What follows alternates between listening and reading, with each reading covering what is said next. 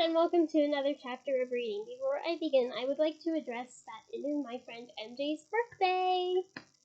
Because she is unable to make either an in-person cameo or an auditory cameo, I am using this picture I have of her on hand. So, happy birthday, MJ! I hope you like this cameo of yourself very much.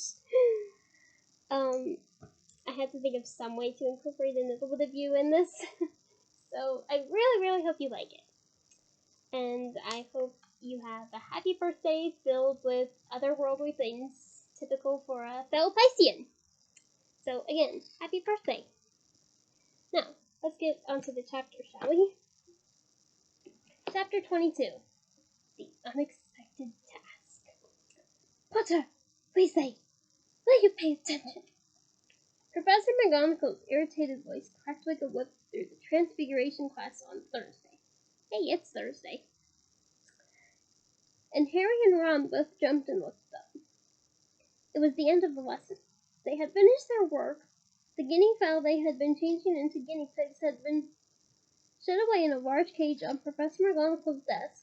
Neville's still had feathers. They had copied down their homework from the blackboard, described with examples the ways in which transforming spells must be adapted when performing cross-species switches. The bell was due to ring at any moment, and Harry and Ron, who had been having a sword fight with a couple of Fred and George's fake wands in the back of the class. That would have been fun to see in the films. Looked up, Ron holding a tin parrot and Harry a rubber haddock.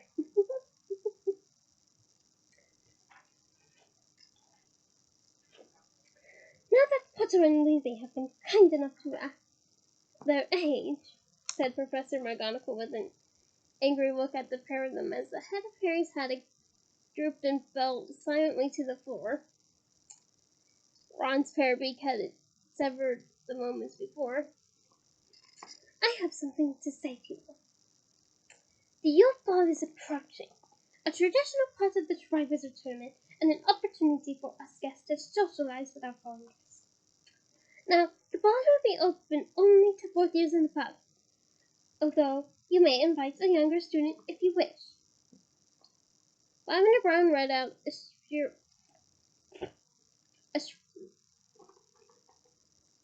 shrill giggle.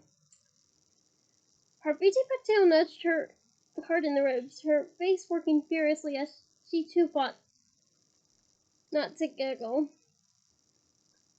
They both looked around at Harry.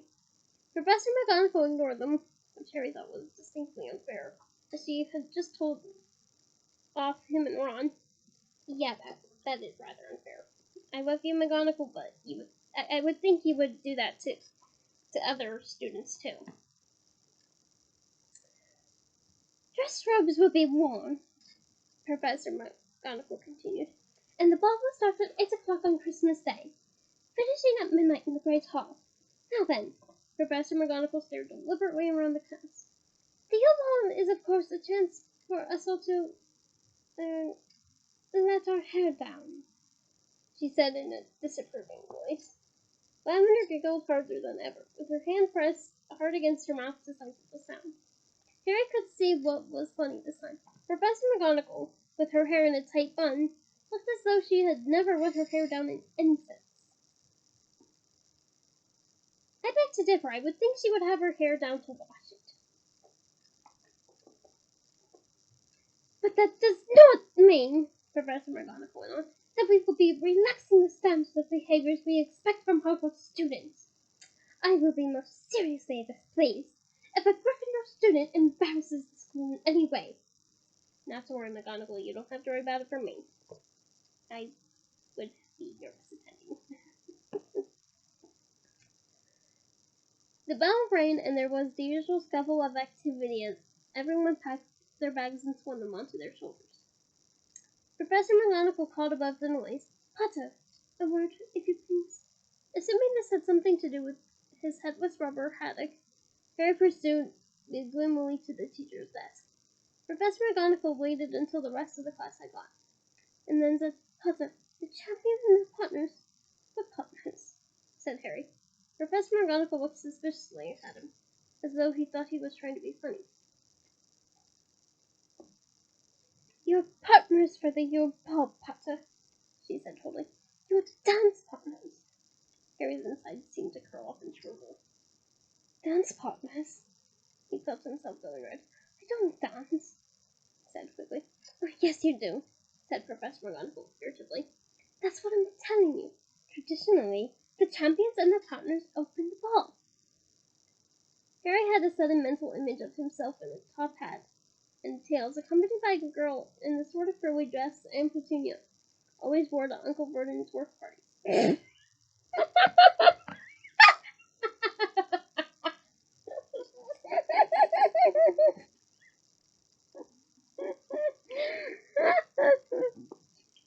Oh, I wonder how tacky they would be knowing Petunia. "I'm not dancing," he said. "It is traditional," said Professor McGonagall firmly. "You are a Hogwarts champion, and you will do what is expected of you as a representative of the school. So make sure you get yourself a partner, Potter." "I don't." "You heard me, Potter," Professor McGonagall said in a very final sort of way. A week ago, Harry would have said finding a partner for the dance would be a cinch compared to taking on a Hungarian horntail. But now that he had done the latter, and was facing the prospect of asking a girl to the ball, he thought he'd rather have another round with the dragon.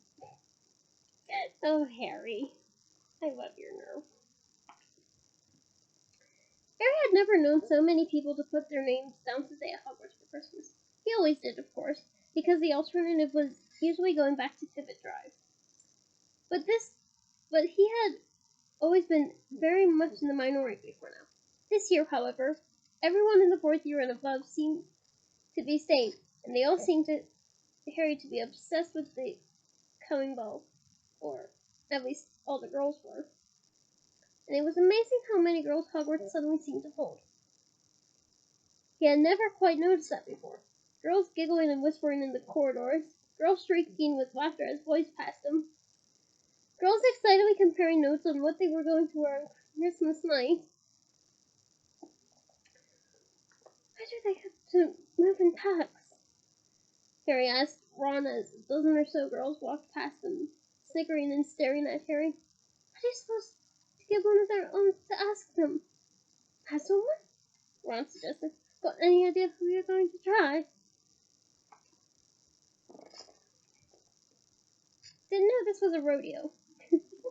I really didn't know this was a rodeo. Do they even have rodeos in England? I have to think on that a little more. Moving on. Harry didn't answer. He knew perfectly well whom he'd like to ask, but working up the nerve was something else. Cho was a year older than he was. She was very pretty. She was a very good Quidditch player, and she was also very popular. Ron seemed to know what was going on inside Harry's head. Ah, the old Pisces intuition. I bet you're full of it alongside me, aren't you, MJ? "Listen, you're not going to have any trouble. You're a champion. You've just been up a Hungarian horntail. I bet they'll be queuing up to go with you." In tribute to their recently repaired friendship, Ron had kept the bitterness in his voice to a bare minimum. Moreover, to Harry's amusement, he turned out to be quite right. A curly-haired third-year Hufflepuff girl whom Harry had never spoken in his life asked him to go to the ball with her the very next day. Harry was so taken aback he said no before he even stopped to consider the matter. "Oh, that poor Hufflepuff. I would take you."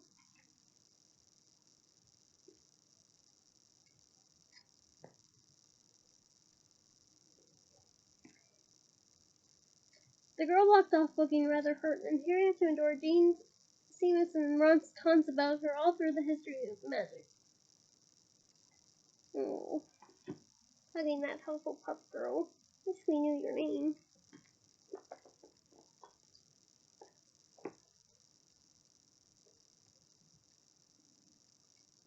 following day, 2 more girls asked him, a second year into his horror, a 5th year who looked as though she might knock him out if he were speaking. She was quite good looking, said Ron fairly after he'd stopped laughing. She was quite taller than me, said Harry, still unnerved. Imagine what I'd look like trying to dance with her. Hermione's words about Crumb kept coming back to him. They only like him because he's famous. Yeah, that. I could see how that parallel would work. Harry doubted very much if any of the girls who had asked to be his partner so far would have wanted to go with the ball with him if he had been a school champion. Then he wondered if this would bother him if Cho asked him. On the whole, Harry had to admit that even with the embarrassing prospect of opening the ball before him, life definitely improved since he got through the first half. He wasn't attracting nearly as much unpleasantness in the corridors anymore, which he suspected had a lot to do with Cedric. He had an idea Cedric might have told the Hufflepuff to leave Harry alone, in gratitude for Harry's tip-off about the dragon. There seemed to be fewer support Cedric Diggory badges around too. Draco Malfoy, of course, was still quoting Rita Skeeter's article at him at every possible opportunity. That quote reporter! She unnerves my core. Sorry. She's very, very much irritates me. Moving on. But he was getting fewer and fewer laughs out of it, and just to heighten Harry's feeling of well-being, no story about Hagrid had appeared in the Daily Prophet.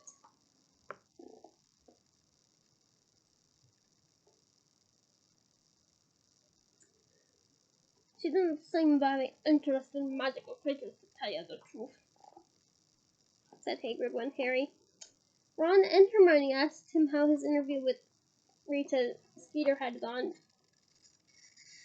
during the last Care of Magical Creatures lesson of the term. To their very great relief, Hagrid had given up on direct contact with the Spruce now, and they were merely sheltering behind his cabin today, sitting at a trestle table and preparing a fresh selection of food.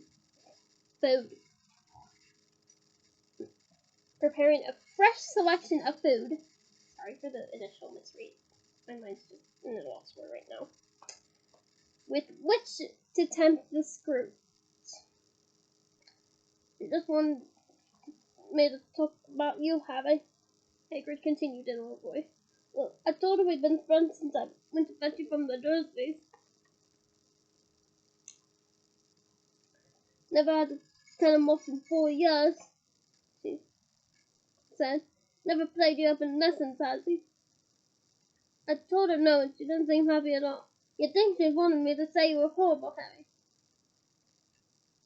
Of course she did, said Harry, throwing lumps of... I can't even imagine how this would taste. Lumps of dragon liver. Nope.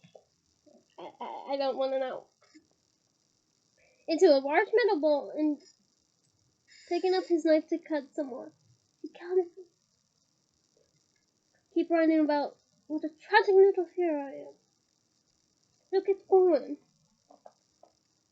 She wants a new ankle, Hagrid, said Ron wisely as he shelled salamander eggs. You were supposed to say Harry's a mad delinquent. But he's not, said Hagrid, looking genuinely shocked. Should have interviewed Snape, said Harry Grim. He'd give her the goods with me any day. Potter has been crossing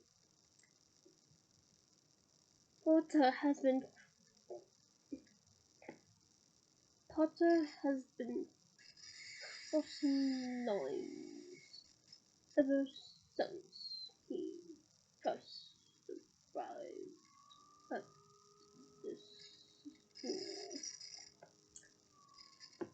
I thought I would add more depth to it by using the Snape voice. You're welcome. Said that, did he? Said Hagrid while Ron and Hermione laughed. Well, you might have been a few rules, Harry, but you're right. All right, really, aren't you? Cheers, Hagrid, said Harry, grinning. Come into this bowl thing on Christmas Day, Hagrid, said Ron. But I'm not looking on it, yeah, said Hagrid gruffly. Should be good do, I reckon. You'll be opening the dancing, won't you, Harry? Where you taken? No one yet, said Harry, feeling himself going red again. Hagrid didn't pursue the subject. The last week of term became increasingly boisterous as it progressed. Rumors about the Yule Ball were flying everywhere, though Harry didn't believe half of them. For instance, that Dumbledore had brought out 800 barrels of mulled mead from Madame Rosmerta. It seemed to be, in fact, that he had booked the Weird Sisters. Exactly who or what the Weird Sisters were, Harry didn't know, never having access to a wizard's wireless, but he deduced from the wild excitement of those who had grown up listening to the WWN, or Wizarding Wireless Network, that they were a very famous musical group. Okay, can we get this network on our Muggle radios, please? Because that would be fun. Just fill it with Harry Potter ambience, Harry Potter soundtrack pieces, the Harry Potter actors talking about different scenes they enjoyed. Someone take notes on this for me! Calming down now. Calming down. Some of the teachers, like Little Professor Flitwick, gave up trying to teach them much when their minds were so clearly elsewhere. He allowed them to play games in his lesson on Wednesday, and spent most of it talking to Harry about the perfect summoning charm Harry had used during the first task of the Triwizard Tournament. It's nice that Flitwick does that, because that actually sounds like a nice way to calm down and have a break from lessons. It would have been nice to see that in the films. He did not get much screen time, and that's a shame. Warwick Davis, you're a brilliant actor. I know the chances of you listening to this are very, very, very slim, but if there is that chance, and you are actually listening, you are a brilliant actor. And I do mean brilliant. Moving on. Other teachers were not so generous. Nothing would ever deflect Professor Binns, for example, from plowing on through his notes on Goblin Rebellions. I know a little bit of things with Goblin Rebellions. As Binns had his own death stand in the way of continuing to teach, they supposed a small thing like Christmas wasn't going to put him off. It was amazing how he could make even bloody and vicious goblin rice sound as boring as Percy's Cauldron Bottom Report. Like, I don't know, I would rather be fascinated a little bit.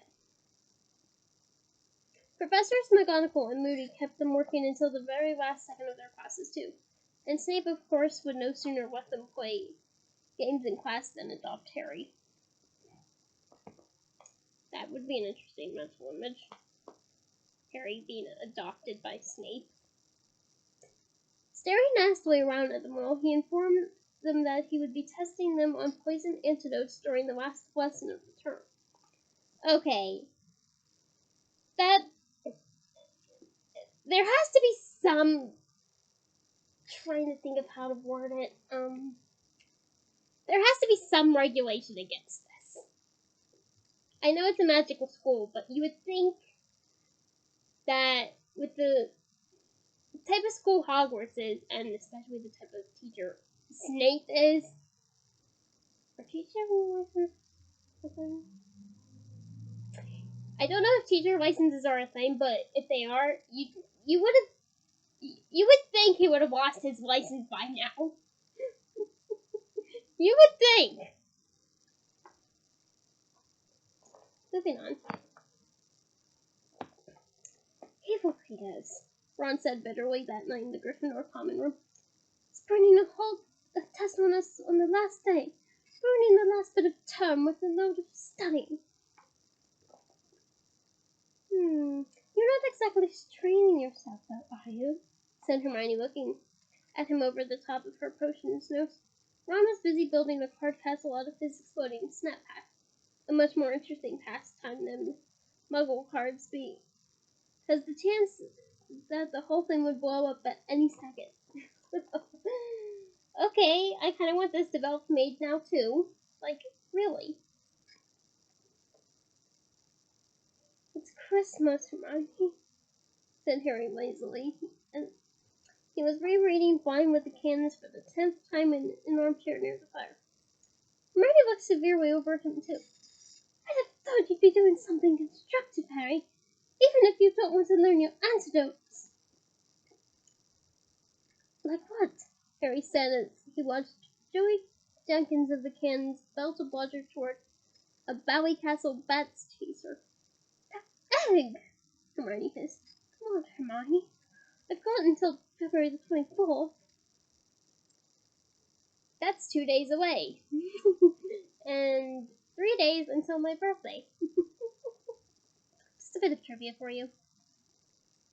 Harry said. He had put the golden egg upstairs in his trunk and hadn't opened it since the celebration party after the first task.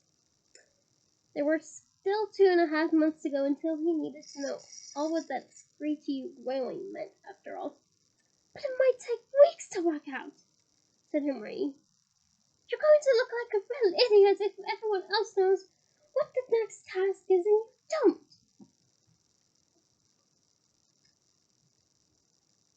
Leave him alone, Hermione. Soon a bit of a break, said Ron, and he placed the last 2 cards on top of the castle, and the whole lot blew up, singeing his eyebrows. That'd be an interesting image. Nice look, Ron. Go well with your dress robes, that will. It was Fred and George. They sat down at the table with Harry, Ron, and Hermione as Ron felt how much damage had been done. Ron, can we borrow Pidgeon? George asked. No, he's off delivering a letter, said Ron. Why? Because George wants to invite him to the ball. That'd be an interesting image, said Fred sarcastically. Because we want to send a letter, you stupid great prat, said George. How do you two keep writing to him, eh? Said Ron. Nose out, Ron, or I'll burn that for you too, said Fred, waving his wand threateningly. So, you not got dates for the ball yet? Nope, said Ron. Well, you'd better hurry up, mate, or all the good ones will be gone, said Fred. Who are you going with then? Ron said. Angelina, Fred promptly said without a trace of embarrassment. What? Said Ron, taken aback. You've already asked her. Good point, said Fred. He turned his head, called across to the common room. Oi, Angelina! Angelina, who had been chatting with Alicia Spinnet near the fire, looked over at him. What? She called back. Want to come to the ball with me? Angelina gave Fred an appraising sort of look. All right, then, she said, and she turned back to Alicia and carried on chatting with a bit of a grin on her face. There you go, Fred said to Harry and Ron. Piece of cake. He got to his feet, yawning.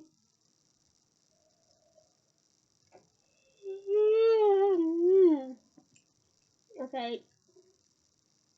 Note to self. Find this episode for the word yawn.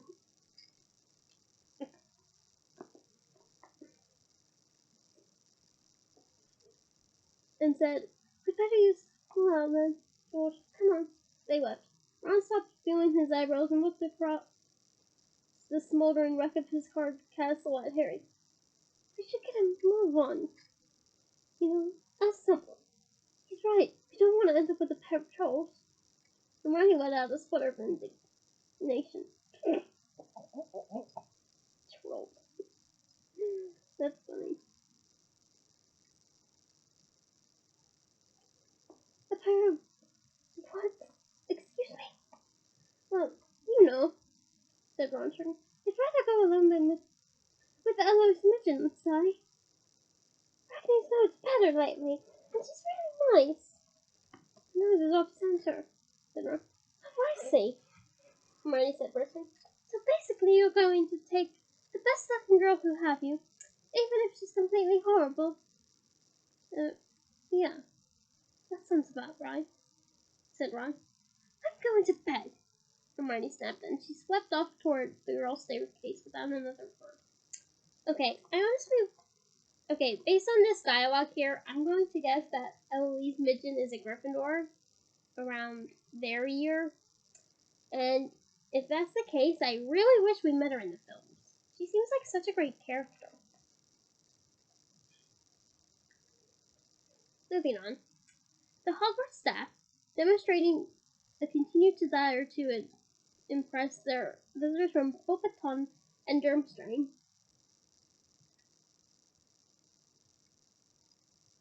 seemed determined to show the castle at its best this Christmas.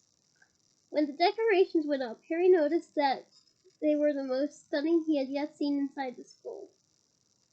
Oh, how I wish we had visuals. This is beautiful. Everlasting icicles had been attached to the banisters of the marble staircase. The usual 12 Christmas trees in the great hall were bedecked with everything from luminous holly berries to real hooting golden owls. And the suits of armor had all been bewitched to sing carols whenever anyone passed them. It was quite something to hear, "O come all ye faithful." I always prefer the Latin title, "Audestes Fidelis." Okay, I probably butchered that, but cut me some slack. You got the point across all the same. Moving on. Sung in by an empty helmet that only knew half the words.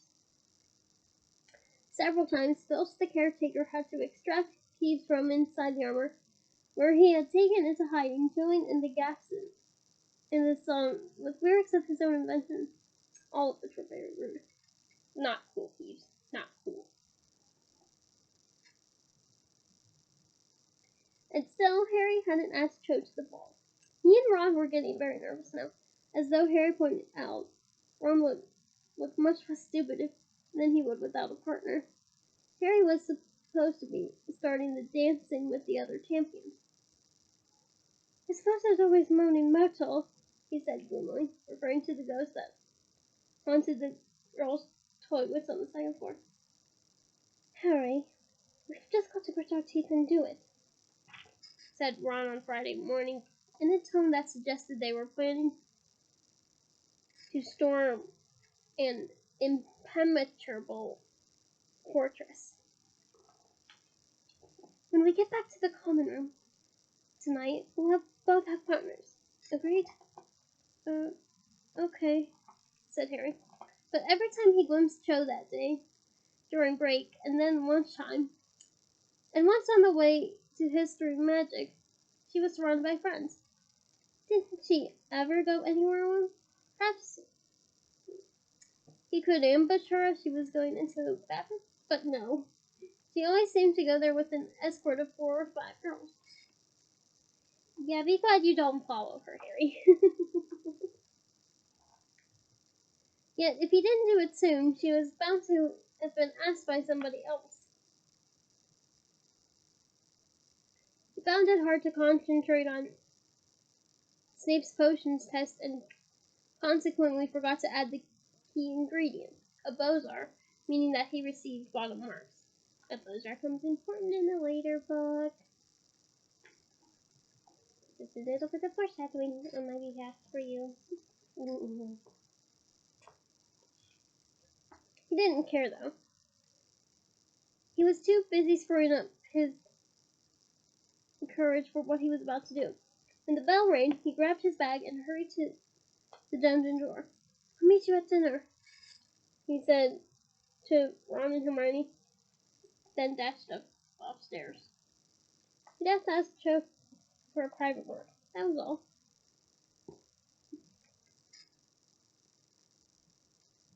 He hurried off through the packed corridors looking for her, and rather sooner than he had expected, he found her emerging from a defense against the dark arts lesson. Cho, could I have a word with you?" Giggling should be made illegal, Harry thought furiously, as all the girls around Cho started doing it. She didn't, though. She said, okay, and followed him out of earshot of classmates. Harry turned to look at her, and his stomach gave a weird lurch as though he had missed a step going downstairs. He said he couldn't ask her. He couldn't, but he had to. Cho stood there looking puzzled, watching him. The words came out before Harry had quite got his tongue around. Bingo ball with me. Sorry, said Cho. Do you want to go to the ball with me? Harry asked. Why did he have to go red now? Why? Said Cho, and she went red too. Oh, Harry, I'm really sorry. And she truly looked it. I've already said I'd go with someone else. Said Harry. It was odd. A moment before his insides had been writhing around like snakes. But suddenly he didn't seem to have any insides at all. Oh, okay, he said. No problem. I'm really sorry, she said again. That's okay, said her. They stood there looking at each other, and then Cho said, well, yeah, said her. Well, bye, said Cho, still very red. She walked away. Harry called after her before he could stop himself. Who are you going with? Oh, Cedric, she said. Cedric Diggory. Oh, right, said Harry. His insides had come back again. It felt as though they had been filled with lead in their absence. Completely forgetting about dinner, he walked slowly back up to Gryffindor Tower.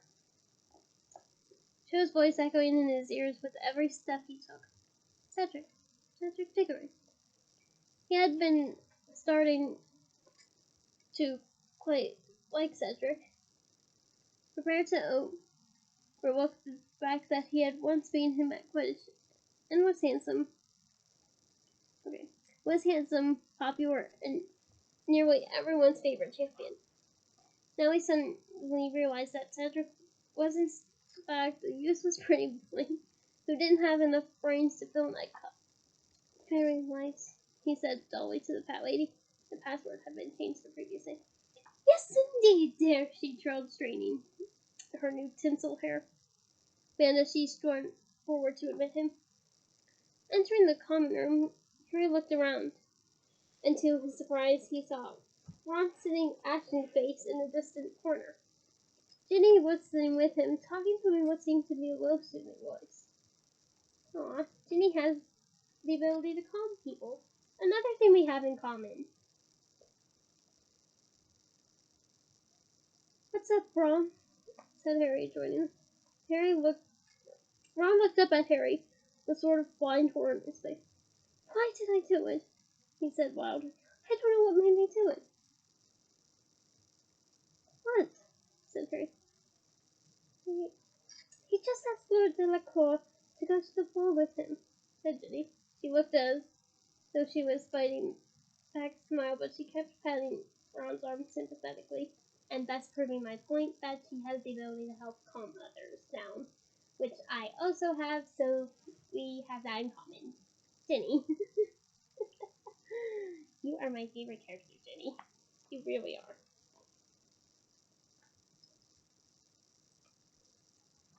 What?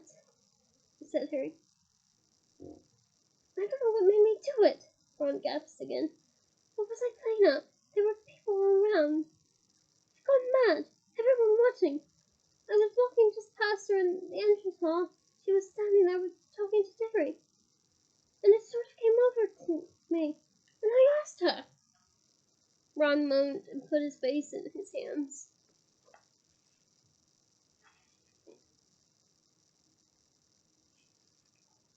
He kept talking, though the words were barely distinguishable. She looked at me like I was a sex or something. Didn't answer. And then, I don't know, I just sort of came to my senses and ran for it. She's popular, said Harry. You were right. Her grandmother was one. It wasn't your fault. I bet you just walked past when she was turning on the old charm for Diggory and got a blast of it. But she was wasting her time. Tell me what's so changed. Ron looked up. I asked her to go with me just now, Harry said dully. She told me. Ginny had suddenly stopped smiling. This is mad, said Ron. We're the only ones left who haven't got anyone out except Neville. Hey, guess who he asked? Hermione. What? Said Harry, completely distracted by this startling news. Yeah, no, said Ron, some of the color coming back into his face as he started to laugh. He told me after potions. Said she's always been really nice, helping him out with work and stuff. But she told him she was already going with someone. Ha! As if she just didn't want to go with Neville. I mean, who would? I would. I would. I'm serious. I think we would have fun together. Don't, said Ginny annoyed. Don't laugh. Just then, Hermione climbed in through the portrait hole. Why would you do a dinner? She said, coming over to join them. Oh, because, oh, shut up laughing, you two. Because they, well, just been turned on by girls they asked to the ball, said Ginny. That's Harry and Ron. Thanks a bunch, Ginny, said Ron sourly. Oh, the good ones have taken, Ron, said Hermione loftily. Emily's midget's starting to look quite pretty now, is she? Well, I'm sure you'll find someone somewhere who'll have you. But Ron was staring at Hermione as though suddenly seeing her in a whole new light. Hermione, that was right. You are a girl. Oh, was what right? She said acidly. That's spotted, she said acidly. Well, you can come with one of us. No, I can't, snapped Hermione. Well, come on, he said impatiently. We need partners. We're going to look really stupid if we haven't got any. Everyone else has. I can't come with you, said Hermione, now blushing, because I'm already going with someone. No, you're not, said Ron. You just said that to get rid of Neville. Oh, did I? Said Hermione, and her eyes flashed dangerously. Just because it's taken just because it's taken you 3 years to notice, Ron, doesn't mean no one else has spotted Emma Girl. Ron stared at her. Then he grinned again. Okay.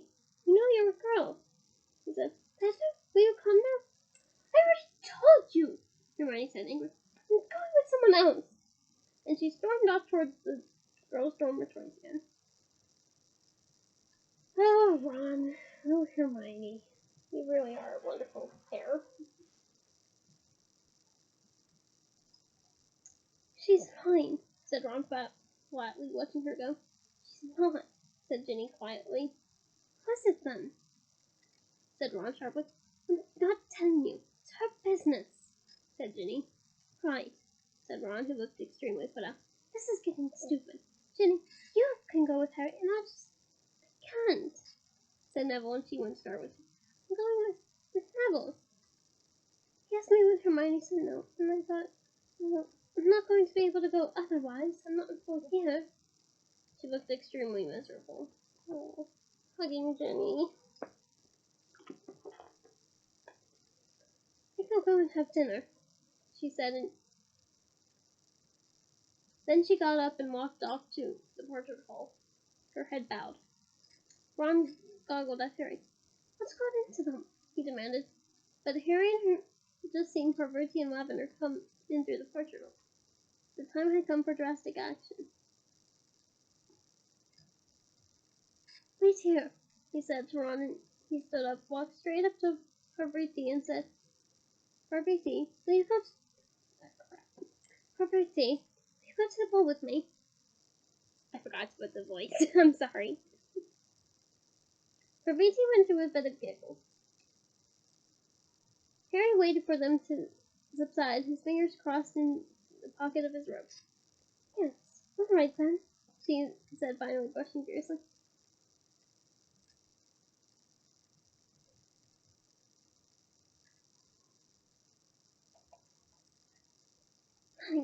said Harry and Roy.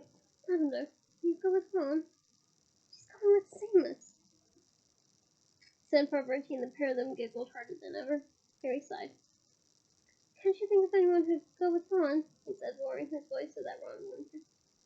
What about Hermione Granger? Oh, look, shipper on deck, said Parvati. She's calling with someone else. Parvati looked astonished. Oh, who? She said keenly. Harry shrugged. No idea, he said. So what about Ron? Well, said Parvati slowly. I suppose my sister might. Padma, you know, in Ravenclaw. I'll ask her if you'd like. Yeah, that would be great, said Harry. Let me know when.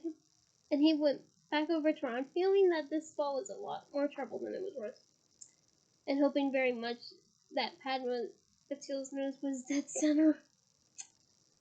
And that is the end of this chapter. If you have any, or how can I put this? Off-centered body parts, just know that you are beautiful just the way you are. And again, happy birthday to my friend MJ. So, that is the end of the chapter. Until next week, bye!